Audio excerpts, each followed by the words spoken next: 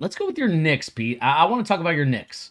All right, let's do it. Your Knicks made some great moves. I actually think that they actually made some You solid you're moves. going with great. I like that because I felt some sarcasm in the chat. Felt some sarcasm coming for the Knicks moves, and in general, I think I've read a lot of negativity, not only from Knicks fans, but a lot of people just in general being maybe more confused about what the Knicks are doing than anything else. Mm-hmm. I I like the Knicks offseason so far. It to me, this is the biggest wait and see of probably any team in the NBA. And Yeah. I know that's convenient for me to say that as a Knicks fan. But they're just so in flux, man. Like there's clearly another move to be made. Mm-hmm. Like they want something else. And I think you've even had like it was Leon Rose even said that he knows that or maybe there was a rumor out there that he knew that just Brunson wasn't enough. No. Yeah. And that's true, right? Here's where it comes down to it, right? And this Okay. is why I'll say they've had a good offseason so far. One, we get Brunson, right? And whether or not you like the contract, I would tell anybody who thinks that that contract is like one of the worst things in the league, I think you should go look at what other point guards in the NBA make, right? He's making significantly less than guys like D'Angelo Russell, Chris Paul, which whatever you think about Chris Paul's 38, you know? Mm-hmm. And would you say, and let me ask you a serious question here, Bernie, and I don't mean this to say hot take, Jalen Brunson and Chris Paul are as good as each other. They're clearly not. Right? For a 5-year deal, if you're giving Chris Paul a 5-year deal, you're giving Jalen Brunson a 5-year deal. At this point in their careers, exactly right now, I would Mm-hmm. be pretty hard pressed not to say Jalen Brunson is who I'd rather have. I would that, and I'm being dead serious. I would have said that before he signed with the Knicks too. He's 25. He brings a lot of the same things in terms of stability on the court, being a floor general. He's not going to give you 30 points a night. That's not really his play style, but he's going to dictate the pace of your team and Mm-hmm. make sure that the guys on the floor are in the right spots, Yeah. which we know he can do. He led Dallas while Luka was hurt with that calf injury. Mm-hmm. He was their leader. He took over and he was really solid. I think he even had like a 41 in the first round of the playoffs. He had like a 42-point game back to back with a 33, and they won both of them against Utah. Mm-hmm. He had no business doing that by most people's standards, but he's just that type of guy. So I like that contract a lot. And as we get a little bit farther into the deal, it's just going to look better with some of the mega deals that people are going to sign in the Yeah. meantime. So Yeah. that first off is a win. What did you think of that signing? I think I think for the Dallas Mavericks, it's a little bit of an L from their perspective, and not to Yeah, go off big L. detail from them, but I mean like the fact that you could have re-signed him for like 55, is crazy.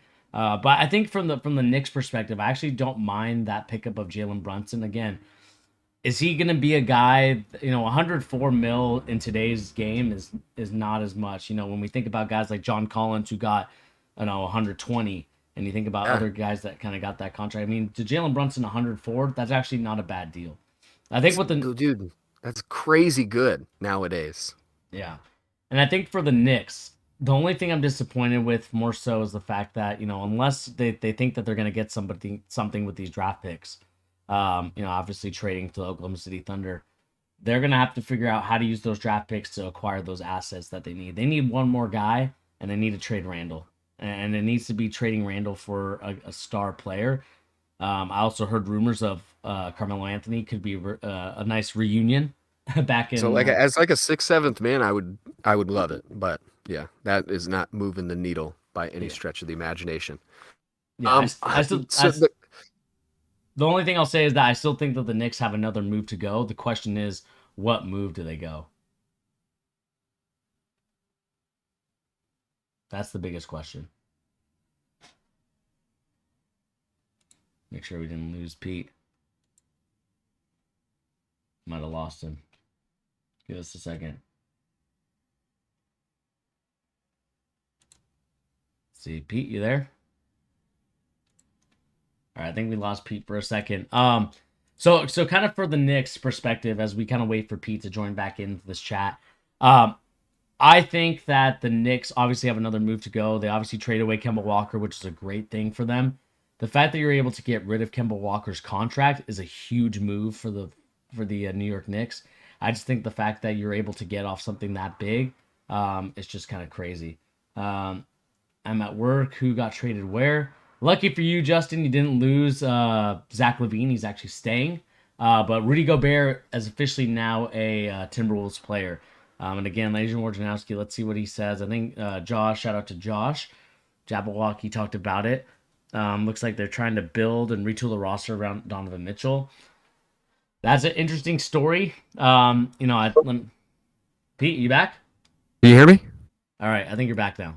Okay. All right. I don't know what the heck was going on there, but yeah, I'm back.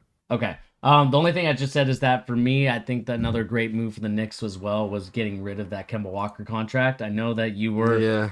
you were a guy that wanted it to work out, but I just think that the best years of Kemba Walker are unfortunately behind him. They Um, were clearly over in Boston too. You yeah, know, and so I'll, it's I'll just be straight up with you. I think that trade was kind of an L, to be totally straight up. I think that attaching a pick to Kemba to get off of like $9 million is mind-blowingly cheap. Just buy him out. What are you doing? Why do you need a first to get off that contract? Secondly, they made the trade for Burks and Noel the next day. Like, that was way more than enough cap, and they didn't need to get rid of a first to do it. So yeah, I think that was a panic trade, like, if anything. They were just panicking that they wouldn't have the cap to get Brunson yeah, right away. So I get it, but I don't know. That trade was pretty weak, getting rid of a first. But I'm glad he's gone. There's no way he could have returned yeah. regardless. So Yeah. And again, Pete, just to reemphasize, Jabberwocky 10 also made an emphasis that the Jazz are planning to retool the roster around Donovan Mitchell. So it may not be a full rebuild, but it looks I like think a that's a lie. I think that's a lie. I don't know. Maybe you'll disagree, but I, those players that they got in return do not scream we're retooling to go out and play with Donovan Mitchell. They didn't get anything back in terms of right now players. Like, yeah, Pat Bev is the best player they got in return in terms of like immediately plugging him in. And that, like, what does Pat Bev and Donovan Mitchell as your backcourt look like? That's trash. I'm sorry. That's yeah, garbage. Um, and Walker Kessler is probably the second best player they got in that trade in terms of like value.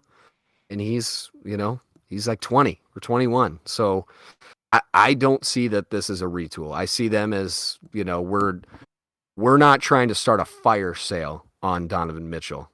You know what I mean? Like, yeah, we're going to pretend like we want this guy and keep him to retool so people don't just start lowballing us.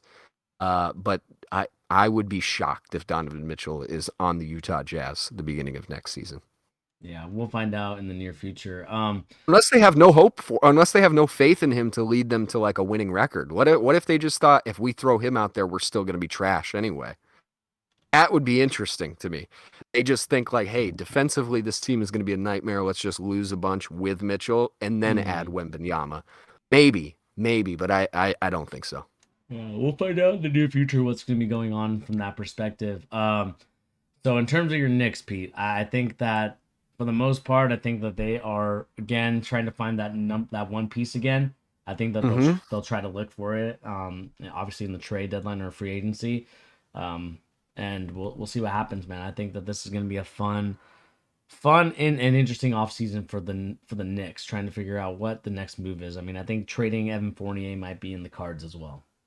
I And mean, they have to. They have to do that. There's a few guys they have to move. But whether or not we keep Randall, like, the one thing I wish I could emphasize to all Knicks fans or just try and maybe convince them to take a deep breath, right? Last season was so weird. It was so weird.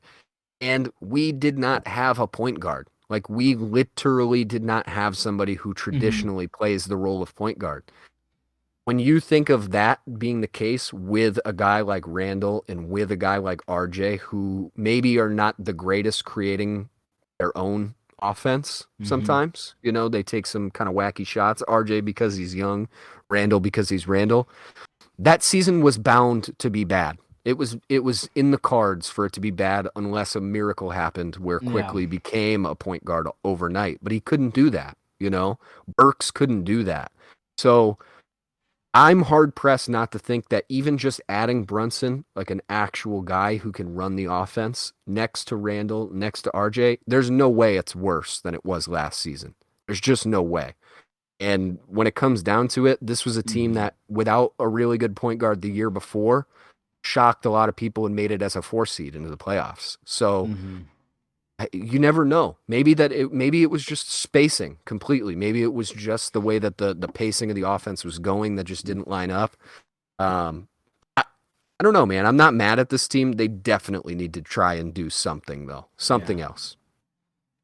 Yeah. We'll Maybe see. maybe Jamal Murray. Maybe somebody from Denver. I don't Mm-hmm. know. It's interesting. There's a lot of guys out there that I feel like are not anywhere near the realm of untouchable. So Ooh, PM said Knicks will struggle until Tibbs leaves. hey, I mean it's possible. Like Tibbs has never made it 3 years or 4 years into a coaching job, and it's like, oh, this is looking up for us. It's never happened. Yeah. Like I mean, we're 4 years into Tib, and it's like, oh, hey, this team is on the come up. It's more like, oh, we have skeleton of these 5 guys that he's run into the ground. So we'll see, man. we I got to. would tend to agree with PM. I don't think Tibbs is the guy, but we'll keep him for another season.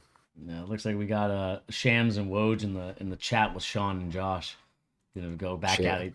Gonna go back at each other. The Sham and Woj We don't Woj need to talk boys. about this today, but I think one of the next times we talk on a podcast, we have to talk about the information war in the NBA right now. Yeah. Yesterday was so weird, man.